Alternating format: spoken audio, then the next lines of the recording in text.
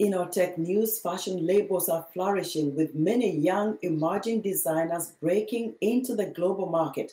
However, despite this upward trend, many African fashion brands are struggling to get the proper media placement or connections to help them achieve their dreams. For more perspective, Africa 54's technology correspondent Paul Ndiho spoke to Busie Matsiko-Andan, a global strategist and serial entrepreneur based in New York City.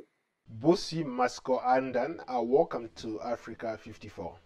Thank you, Mr. Ndiho, for having me on Africa 54. It's a pleasure to be on the show today. You are one of those people who has taken the fashion industry by storm.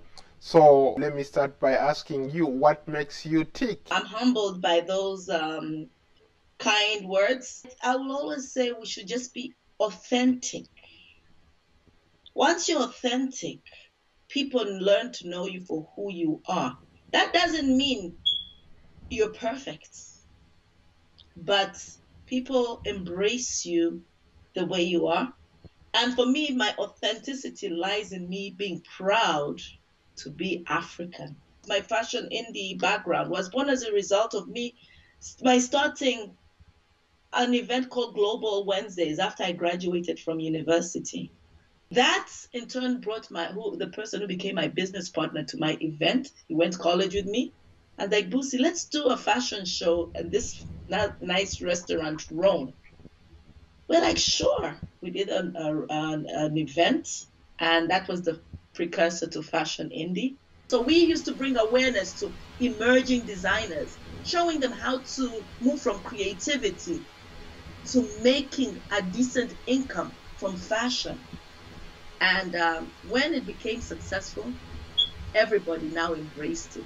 How can African fashion designers, budding entrepreneurs in this space leverage technology to take their labels to the next level? Africa has leapfrogged the world with regards to digital. We have been able to see more unicorns as a result of this technology usage. I would say I have a team in Uganda as well as a team in Accra that I work closely with. And this is as a result of technology. I would say connections are created via the internet, via technology. LinkedIn, Facebook, Instagram, now there's Clubhouse. Those are vehicles that one can showcase themselves. And if these platforms are used efficiently and effectively, you can get a lot. Not just pitching somebody an idea, but rather trying to develop relationships. When you talk to some of these people in the fashion industry, what are some of their challenges? What are people talking about? What are they showcasing? So the challenge that's and the frustration that many designers have faced, is they want to keep being an African brand, saying they're having their products developed in the continent. However, the companies do not recognize it, and they don't want. Sometimes the designers are focused on controlling their creativity, and they do not want to have their products mass-produced, say, in another market, like, say, a China or a Thailand. And that sometimes yields frustration and could even cause their dream to die. What does an average fashion designer, budding entrepreneur who wants to play in that field, what does it take to be there? Discipline. In anything, discipline. Getting access to resources. Where are you getting your supplies from? Are you getting stuff locally as an American?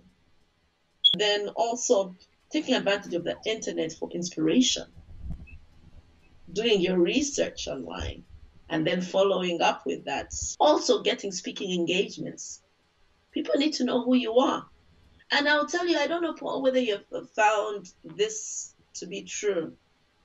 Sometimes Africans can be very modest about their successes. And they'll just say, oh, my talent will speak for itself. Absolutely not. Until you have someone, you can afford to have a budget to hire a marketing team or a PR team. You should be willing to market yourself. Thank you so much for your time, Busie. Thank you so much. That was Africa 54's technology correspondent Paul Ndiho speaking to Busie Matsiko-Andan in New York.